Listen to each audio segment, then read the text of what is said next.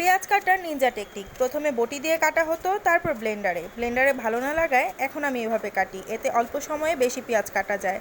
আসসালামু আলাইকুম, সবাই কেমন আছেন? আমি আলহামদুলিল্লাহ ভালো আছি।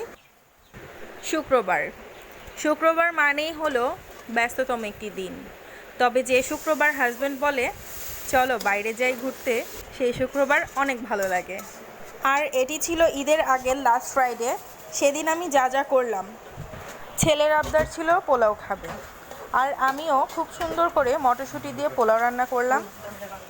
আর আমার কাজ অলমোস্ট শেষের দিকে। আর ঠিক তখনই আমার সাথে যা হলো, ছেলের বাবা এসে বলল খিচুড়ি খাবো, খিচুড়ি রান্না করো। কেমনটা লাগে তখন, তাই এত গরমের মধ্যে আবার খিচুড়ি রান্না বসালাম। আরে ভাই, খিচুড়ি কি আর অল্প হয়? খিচুড়ি তো হয় অনেকগুলা। খাও, খাবা যখন ভালো করে খাও।